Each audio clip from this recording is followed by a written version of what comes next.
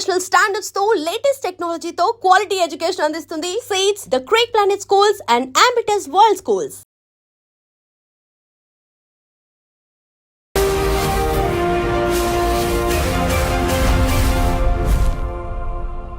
నమస్తే, welcome to iDream Social Spotlight with Kavitha. H1B visa వచ్చింది, అమెరికాకు వెళ్ళిపోయాము అని చాలామంది సాఫ్ట్వేర్ ఎంప్లాయీస్ సంబరపడుతున్నప్పుడు అమెరికాలో ట్రంప్ వచ్చిన తర్వాత కొన్ని రకాల ఎగ్జిక్యూటివ్ ఆర్డర్స్ వస్తే మన వాళ్ళు భయపడడం స్టార్ట్ చేశారు. దీంతో పాటుగా ఇక్కడ ఉన్నటువంటి పేరెంట్స్కి, పార్ట్నర్స్కి, అక్కడే సెటిల్ అయినటువంటి ఫ్యామిలీస్లో కూడా కొన్ని రకాల భయాందోళనలు ఉన్నాయి. వాటికి సంబంధించి క్లారిఫికేషన్ కోసం ప్రస్తుతం మనతో పాటుగా ఉన్నారు ప్రముఖ అంతర్జాతీయ న్యాయవాది డాక్టర్ కావేటి శ్రీనివాస్ గారు. సార్ నమస్తే. నమస్కారం. సో H1B వీసా వచ్చింది, చాలా ఆనందంగా వెళ్ళిపోతాము, అక్కడే సెటిల్ అవుతున్నాము ఇవన్నీ అనుకుంటారు. బట్ సడన్గా ట్రంప్ వచ్చిన తర్వాత వచ్చినటువంటి ఎగ్జిక్యూటివ్ ఆర్డర్స్ ఒక్కసారి మా కలలు, మా ఆశలు అన్నీ పోయాయే, డిస్ట్రాయ్ అయిపోయాయి అనేటువంటి ఫీల్లో ఉన్నారు కదా. యాక్చువల్గా ఏం జరుగుతుంది, వాళ్ళని ఎలా అవేర్ చేయాలి, ఎడ్యుకేట్ చేయాలంటారు? ఫస్ట్ ఆఫ్ ఆల్ మనం అర్థం చేసుకోవాల్సింది ఏంటంటే, H1B వర్కర్స్ వీళ్ళంతా నాన్ ఇమిగ్రెంట్ వర్కర్స్. వాళ్ళకు మొదటిసారి 3 years వస్తుంది H1B, మళ్ళీ సెకండ్ ఎక్స్టెన్షన్ ఒక 3 సంవత్సరాలు వస్తుంది. టోటల్గా 6 years అండి. ఇప్పుడు ఈ 6 years లోపల కంపెనీ వాళ్ళు, ఎంప్లాయర్స్ వాళ్ళ గ్రీన్ కార్డ్ స్పాన్సర్ చేయాలి. ఇక్కడ ఏంటంటే మనకు కోటా సిస్టమ్ అనేది ఉంది.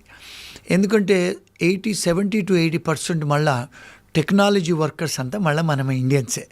మళ్ళీ అక్కడికి వచ్చి ఎంఎస్ చేసిన వాళ్ళు, లేకపోతే ఇక్కడి నుంచి H1లో చేసుకొని వచ్చిన వాళ్ళు, మన ఎంప్లాయర్స్ కూడా సాఫ్ట్వేర్ కన్సల్టింగ్ కంపెనీస్ వాళ్ళు కూడా 82% మన వాళ్ళే రన్ చేస్తారు. సో ఏదన్నా ఎగ్జిక్యూటివ్ ఆర్డర్ వచ్చినా, ఏదైనా మార్పులు చేర్పులు ఇమిగ్రేషన్ లాలో వచ్చినా మన ఇండియన్స్కు, మన H1B వర్కర్స్కే ఎఫెక్ట్ అవుతాయి. ఫస్ట్ ఆఫ్ ఆల్ ట్రంప్ గారు వచ్చిన తర్వాత ఏమేమి మార్పులు తెచ్చారు? మోస్ట్ ఆఫ్ ద టైమ్స్ ఏంటంటే ఈ H1B రావాలంటే ఈ మధ్యకాలంలో లాటరీలో సిస్టంలో ఉంది. అది ఇంకా లాటరీలోనే ఇప్పుడు కూడా కొనసాగుతుంది. రెండోది ఏం చేశారంటే, ఆయన ట్రంప్ వచ్చిన తర్వాత ఆయన అంతకుముందు ఆయన అంటే ఎలక్షన్స్లో గెలవకముందు మనం కూడా ఆస్ట్రేలియా, ఇంగ్లాండు, న్యూజిలాండ్ వేరే కంట్రీస్ లాగా మెరిటోరియస్ సిస్టమ్ తెచ్చుకుందాం. మనం కూడా ఎవరిని పడితే వాళ్ళని తీసుకురావద్దు, మనం కూడా గ్రీన్ కార్డులు ఎవరైతే హైలీ ఎడ్యుకేటెడ్ పీపుల్ ఉంటారో మెరిట్ బేస్డ్ సిస్టము, లేకపోతే వాళ్ళు హై ఇన్కమ్ పీపుల్ అంటే టాప్ ప్రొఫెషనల్స్ని మనం అమెరికాకు తెద్దాము, మన అమెరికన్ ఇమిగ్రేషన్లో కొంత మార్పులు చేర్పులు చేసుకుందామని చెప్పి అన్నారు వారు. ఆ నినాదంతోనే వారు గెలిచారు. ఒకటి. రెండోది ఏంటంటే, వారు వచ్చిన తర్వాత ఏం చేశారంటే, అంటే ఎవరైతే హై శాలరీ పే చేసే వాళ్ళకే H1 చేయండి, ఎవరైతే హై ఎడ్యుకేటెడ్ ఉన్న వాళ్ళకే చేయండి అని తెచ్చారు.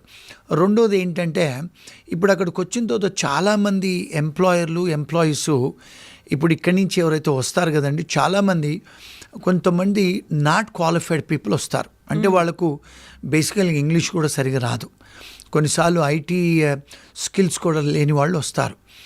అక్కడికి వచ్చి డబ్బులు ఇచ్చి ఏదో H1 చేయించుకుంటారు. చాలామంది వచ్చి కంపెనీస్ పెట్టేసి వాళ్ళు కొన్ని అవకతవకలు చేస్తూ ఉంటారు. షెల్ కంపెనీలు చేస్తారు, అక్కడ జాబ్ ఉండదు, జాబ్ ఉన్నట్టు క్రియేట్ చేస్తారు. ఇలాంటివి చాలా జరుగుతున్నాయండి. అంటే నేను ఒకవేళ ఇది చెప్తే చాలామంది ఐటీ కంపెనీ ఓనర్లకు వాళ్ళకు సంతోషంగా ఉండరు. సో ఏం చేస్తున్నారంటే, ఆయన ఏం చేశానంటే, ఆడిట్ చేయండి అంటే I-9 ఎన్ఫోర్స్మెంట్ చేయండి. ఫామ్ I-9 అంటే ఏమిటి అంటే, ఎవరైతే నాన్ ఇమిగ్రెంట్ వర్కర్స్, స్టూడెంట్స్ ఎవరు వచ్చినా కూడా మీరు వాళ్ళకు అసలు ఉద్యోగం చేసే అర్హత ఉందా లేదా, ఒకవేళ అర్హత ఉంటే చెక్ చేయండి ఇమిగ్రేషన్తోని. రెండోది, ఎంప్లాయర్స్ ఎవరైతే ఉన్నారో వాళ్ళకు అసలు నిజంగా ఆఫీసులు ఉన్నాయా, వాళ్ళకు అసలు నిజంగా ఎంప్లాయ్మెంట్ ఉందా, వాళ్ళకు అసలు ప్రాజెక్ట్స్ ఉన్నాయా, అసలు వాళ్ళు నిజంగానే ఎంప్లాయర్సా. చాలాసార్లు ఏం చేస్తున్నారంటే అండి కవిత గారు, ఇండియాలో ఉండి అమెరికాలో కంపెనీస్ నడిపిస్తారు ఆన్లైన్లో. మరి చాలామంది ఇండియాలో ఉన్నారు ఓనర్లు, మరి అసలు నిజంగా అసలు ఓనర్స్ అక్కడ ఉన్నారా, అసలు నిజంగా ఆఫీస్ ఉందా, వాళ్ళకి అసలు ఆఫీస్ స్పేస్ ఉందా, అంతమంది కూర్చునేటట్టు వాళ్ళ కంప్యూటర్లు, డెస్కులు ఉన్నాయా, అసలు నిజంగా వాళ్ళకి ప్రాజెక్ట్స్ ఉన్నాయా, అంటే బోనఫైడ్ ఎంప్లాయ్మెంట్ ఉందా లేదా, అవన్నీ చెక్ చేయండి, ఆడిట్ చేసి మీరు వాళ్ళకు వీసాలు ఇవ్వండి అని చెప్పి ఆయన పాలసీ తెచ్చారు. ఎగ్జిక్యూటివ్ అంటే ఆర్డర్తో పాటు ఎన్ఫోర్స్ చేయండి అని చెప్పారు. సో ఇవన్నీ మన వాళ్ళు చేసే అవకతవకలకి మన వాళ్ళు భయాలు పడతారు. ఎందుకు? ఉద్యోగం ఉందని చెప్తారు, H1 చేస్తారు, ఉద్యోగం ఉండదు. ఉద్యోగం మరి ఉన్నదని మీరు H1 చేశారు కదా, మరి ఎంప్లాయీకి మీరు ఒక ఆశ కలిగించారు, మరి వాళ్ళకి ఏదైనా ఉద్యోగం కలిగించో శాలరీ ఇవ్వాలి కదా, శాలరీలు ఇవ్వరు. శాలరీ ఇవ్వకపోతే మీకు పే స్టెప్స్ ఉండవు. పే స్టెప్స్ లేకపోతే మీరు ఒకవేళ వేరే వీసా మార్చుకోవాలన్నా, ఒకవేళ మీరు ఇండియాకి వచ్చి స్టాంపింగ్ చేయించుకోవాలన్నా, ఒకవేళ మీరు భార్య బిడ్డలు తెచ్చుకోవాలన్నా, లేకపోతే మీ ఫ్యామిలీని పిలిపించుకోవాలన్నా, లేకపోతే మీరు ట్రావెల్ చేయాలన్నా కూడా, లేకపోతే ఒక వేరే H1 చేసుకోవాలన్నా, లేకపోతే వేరే స్టూడెంట్ వీసా చేంజ్ చేసుకోవాలన్నా, మీ దగ్గర పే స్టెప్స్ లేకపోతే మీకు అర్హత లేదు. సో 90 days వరకే మీరు అక్కడ ఉండొచ్చు, అంటే ఉద్యోగం లేకుండా. కానీ మీకు పే స్టెప్స్ ఉండాలి, అంటే మీకు వాడు ఎంప్లాయర్ పే చేయాలి శాలరీ. ఇవన్నీ చేయరు వాళ్ళు. చేయనప్పుడు వీళ్ళకి అయ్యే ఇబ్బందులు ఇవన్నీ. సో అంటే ఆయన తీసుకొచ్చిన ఎగ్జిక్యూటివ్ ఆర్డర్ ఏంటంటే ఎన్ఫోర్స్ చేయండి అని ఒకటి. రెండోది ఏంటి, ఇప్పుడు ఎవరైతే హై శాలరీ ఉంటారో వాళ్ళకే ఉద్యోగాలు ఇవ్వండి. ఎవరైతే హై ప్రొఫెషనల్స్ ఉంటారో, అంటే వాళ్ళకి ఎవరైతే మంచి ఎక్స్పీరియన్స్ ఉంది వాళ్ళకే ఇవ్వండి వీసాలు, వాళ్ళని తీసుకొచ్చి పెట్టండి అని. ఇక్కడ ఏం ప్రాబ్లం అవుతుందంటే, చాలామంది స్టూడెంట్స్ వస్తారు కదండి ఇక్కడ MS చేయడానికి వస్తారు, లక్షలలో వేల మంది వస్తారు. వీళ్ళ వయసు ఏంటి? 23, 24. మరి 23, 24 ఏళ్ల వయసు అబ్బాయిలకి అమ్మాయిలకి మరి మీ రెజ్యూమేలో 7 సంవత్సరాలు 8 సంవత్సరాల వర్క్ ఎక్స్పీరియన్స్ ఉందా? అన్నీ ఫేక్ పెడతారు మన వాళ్ళు. మన ఎంప్లాయీస్ అలాగే ఉన్నారు, ఎంప్లాయర్స్ అలాగే ఉన్నారు. పెట్టేసి ఉద్యోగాల ప్రయత్నాలు చేస్తారు. అక్కడికి వెళ్ళినప్పుడు మీరు ఎక్కడికైతే ఉద్యోగం చేయడానికి వెళ్తారో క్లయింట్ దగ్గర మీరు పర్ఫామ్ చేయలేరు. మీ ఏజ్ 21, 22, 23. మరి 7-8 సంవత్సరాలు పెట్టి వేరే వాడితో ఇంటర్వ్యూ చేపించి అక్కడికి వెళ్తారు. వాళ్ళు ఏదైనా మాట్లాడితే మీకేం రాదు. సో ఇలాంటప్పుడు మరి వాళ్ళకు తెలుస్తుంది కదా ఇవన్నీ ఫేక్ అని. ఇవన్నిటిని కూడా స్ట్రిక్ట్ చేస్తున్నాడు. సో ఇవన్నీ ఓపెన్గా ఎవరు మాట్లాడరండి. ఇవన్నీ మనలాంటి వాళ్ళు చెప్తే జనాలకి కష్టం. అంటే కొంతమంది నన్ను కూడా క్రిటిసైజ్ చేస్తారా అని చాలా ఓపెన్గా చెప్తాడని. సో ట్రూత్ ఇస్ ట్రూత్ కదండి. ఇలాంటి అన్నీ చేసినప్పుడు కొన్నిసార్లు ఇమిగ్రేషన్ వాళ్ళు పట్టుకుంటున్నారు, ఎంప్లాయర్స్ని పట్టుకుంటున్నారు, ఎంప్లాయీస్ను పట్టుకుంటున్నారు. పట్టుకున్నప్పుడు వీళ్ళందరినీ అరెస్ట్ చేసి డిపోర్ట్ చేస్తున్నారు. ఈ విషయాలు మన ఫ్యామిలీస్కే కానీ మన హస్బెండ్స్కు, వైఫ్స్కు, మదర్, ఫాదర్స్కు చెప్పరు ఎందుకైంది ఇది అని. మీరు అంటే తెలుసుకోవాలి. మన పేరెంట్స్, మన ఫ్యామిలీస్ కూడా, వైఫ్సే కానీ హస్బెండ్స్నే కానీ తెలుసుకోవాలి మనం. ఏమండి మీరు ఎక్కడ జాబ్ చేస్తున్నారు, ఎంప్లాయర్ ఎవరు, ఆ ఎంప్లాయర్ గురించి రీసెర్చ్ చేశారా, అసలు వాళ్ళు ఆఫీస్కి వెళ్ళి చూసారా? నాకు చాలామంది కాల్ చేస్తారండి, నేను అడుగుతాను మీరు ఎక్కడ ఉన్నారంటే నేను కాలిఫోర్నియాలో ఉన్నాను సార్ అంటారు. మరి మీ ఎంప్లాయర్ ఎక్కడ ఉన్నారంటే న్యూజెర్సీ. మరి ఎప్పుడన్నా మీరు వెళ్ళి న్యూజెర్సీకి వెళ్ళి మీ ఎంప్లాయర్ ఆఫీస్కి వెళ్ళారా, చూసారంటే లేదు సార్ అంటారు. ఎందుకంటే నేను కాలిఫోర్నియాలో ఉన్నాను. మరి మీకు ఎంప్లాయర్ ఎలా తెలుసు అంటే ఫోన్లో, ఆన్లైన్లో. మరి అసలు వాడికి ఆఫీసే లేదు అక్కడ. ఫోన్ నంబర్, న్యూజెర్సీ అడ్రస్ ఉంటుంది, న్యూజెర్సీ ఫోన్ నంబర్ ఉంటుంది. ఆ మనిషి ఎక్కడో విజయవాడలో, గుడివాడలో, హైదరాబాద్లో కూర్చొని రన్ చేస్తుంటాడు. ఫోను ఇండియన్ టైమింగ్లో ఎత్తుతాడు, ఫోను అమెరికన్ టైమింగ్లో ఎత్తాడు. మరి నేను అడుగుతాను, మరి మీకు ఎలా తెలుసు, మీరు ఏమైనా రీసెర్చ్ చేశారా? తెలీదు, చేయలేదు. మరి ఇబ్బందులే కదా. H1కు డబ్బులు ఇస్తారు వీళ్ళు, ఇవ్వకూడదు బై లా. H1 చేయించుకుంటారు. H1 అయిన తర్వాత ఉద్యోగం ఉండదు అక్కడ ఉద్యోగం ఉండదు, పేరోల్ ఉండదు. మళ్ళీ 2-3 నెలలు 4 నెలలు అయిన తర్వాత వాడు ఎంప్లాయరు ఆన్సర్ ఇవ్వడు. సో ఇవన్నీ ఇబ్బందులు అయిన తర్వాత లాయర్ల చుట్టూ తిరుగుతారు. మేము ఏం చేయగలుగుతామండి అప్పుడు?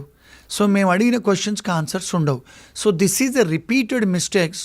అందరూ ఎంప్లాయర్స్ కూడా చేసే మిస్టేక్స్. సో ఇవన్నీ మనం జాగ్రత్తలు తీసుకునేటట్టయితే మనకి ఇబ్బందులు జరగవు బై లా. ఇవన్నీ మనం చూసుకునేటట్టు. ఇంకొకటి కూడా ఎంప్లాయీస్కి ఎక్కడ ప్రాబ్లం అవుతుందంటే, ఈ ఎంప్లాయర్స్ ఈ మధ్యకాలంలో చాలామంది బ్లాక్ లిస్టెడ్ ఎంప్లాయర్స్ ఉన్నారండి. అది డిపార్ట్మెంట్ ఆఫ్ లేబర్ వెబ్సైట్లో కూడా పెట్టున్నాయి. Even immigration and custom enforcement వెబ్సైట్లో కూడా ఆ ఎంప్లాయర్ డీటెయిల్స్ ఉన్నాయి. అవి ఫస్ట్ చెక్ చేసుకోవాలి మనం.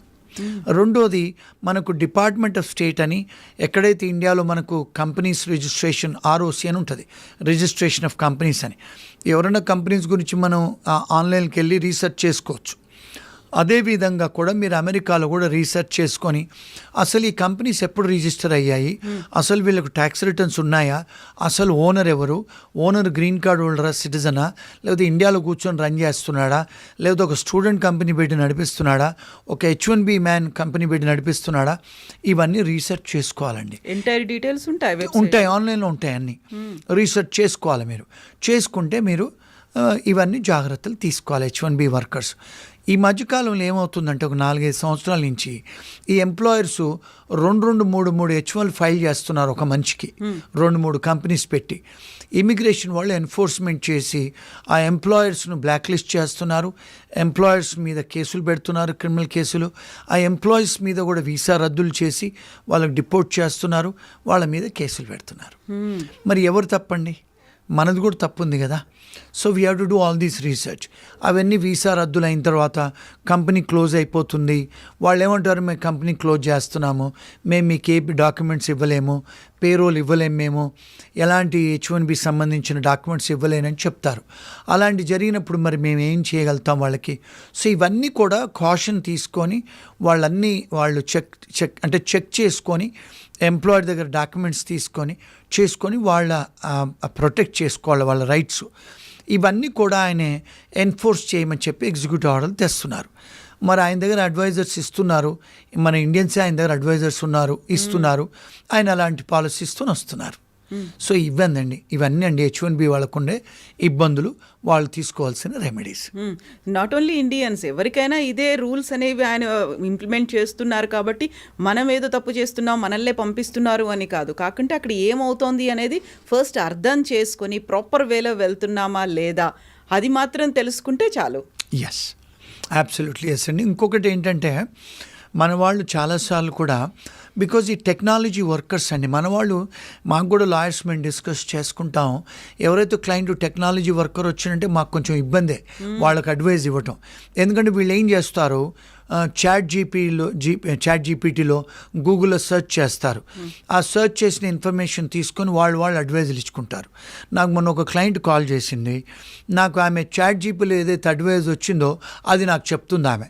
నేనన్నా, అమ్మ నేను ఆర్టిఫిషియల్ ఇంటెలిజెన్స్లో PhD చేశాను, నువ్వు చాట్ జీపీలో చదివి నాకు చెప్తున్నావు కదా అంటే, సార్ మీకు ఎలా తెలుసు సార్, నేను చాట్ జీపీటీలో చూసి మిమ్మల్ని అడుగుతున్నాను, నాకు అందులో వచ్చినాయి మీకు చెప్తున్నాను అంటుంది.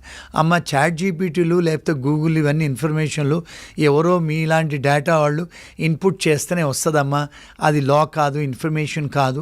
Seek advice from competent immigration లాయర్లు. ఎందుకంటే ఇమిగ్రేషన్ లాయర్లు ఎవరైనా కూడా అండి, కవిత గారు అమెరికాలో, ఇంగ్లాండ్లో, ఆస్ట్రేలియాలో, న్యూజిలాండ్లో, కెనడాలో లాయర్లు అవ్వాలంటే 8 కోట్లు ఖర్చు పెట్టాలండి. లాయర్ అవ్వాలంటే 8 కోట్లు. మళ్ళీ అంటే మీకు 97-98% మీకు స్కూల్లో కాలేజీలలో మీకు 97-98% ఉంటేనే స్కోరింగ్ ఉంటేనే మీకు లా స్కూళ్ళల్లో స్కూల్ అడ్మిషన్ దొరుకుద్దండి. మళ్ళీ ఇక్కడి నుంచి వచ్చిన IT స్టూడెంట్స్ లాగా కాలేజీలు పోకుండా ఆన్లైన్లో చదువుకొని దొంగ రెజ్యూమేలు పెట్టి దొంగ అసైన్మెంట్ చేసి ఏదో 10,000 5,000 ఫీజులు కట్టి పాస్ అయ్యే టైప్ ఉండదండి లాలో. అమెరికాలో, ఇంగ్లాండ్లో, ఆస్ట్రేలియాలో, కెనడాలో క్లాసుకు వెళ్ళాలి, 8 లక్షలు to 12 కోట్లు ఖర్చులు పెట్టి చదువుకోవాలి, అందుకనే లాయర్లు అవుతారు. మరి వీళ్ళు లోన్లు తీసుకొని చదువుకుంటే లాయర్లు మరి వీళ్ళు ఎక్కడి నుంచి సంపాదిస్తారండి? అందుకని క్లయింట్స్ మీద సంపాదిస్తారు. ఒక్కొక్కడికి 10-20 సంవత్సరాలు వాళ్ళకు లోన్స్ ఉంటాయి. అందుకని వాళ్ళు క్లయింట్స్ దగ్గర $350 to $400-500 తీసుకొని వాళ్ళు ఫీజులు కట్టి మరి వాళ్ళకు జీతాలు ఇవ్వాలి, ఆఫీసులు నడపాలి కదా. వీళ్ళు ఏమంటారు, ఎందుకు సార్ మీరు అంత ఎక్స్పెన్సివ్ అని. మరి నేను కూడా 4 దేశాలలో చదువుకొని కోట్లు ఖర్చు పెట్టుకొని ఈరోజు లా ప్రాక్టీస్ చేస్తున్నాం, మరి ఫ్రీగా చెప్పలేం కదండి. ఎవరికైతే ఎక్స్పీరియన్స్ ఉందో, ఎవరికైతే ట్రాక్ రికార్డ్ ఉందో వాళ్ళని అథెంటిక్ అని నమ్మి వెళ్తే వాళ్ళకి కావాల్సినటువంటి సజెషన్స్ తీసుకుంటే సరిపోతుంది. కరెక్ట్ అండి. లేకపోతే మీలాంటి iDreamలో వచ్చిన వీడియోలు చూస్తే చాలామందికి ఫ్రీ ఉచిత సలహాలు దొరుకుతాయి. ఎస్. సో కావేటి శ్రీనివాస్ గారిని మేము ఇప్పుడు ఎందుకు ఇంటర్వ్యూ చేస్తున్నాము అంటే, he gives that authentic information.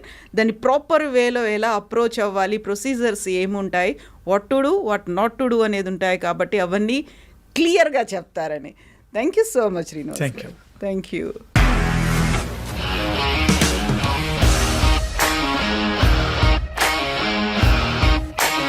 ఇండస్ట్రీలో కమిట్మెంట్ ఇష్యూస్ వస్తే నీకు కూడా వచ్చినట్టు మార్నింగ్ తీసుకెళ్ళానంటే కొద్ది పడేశాడు.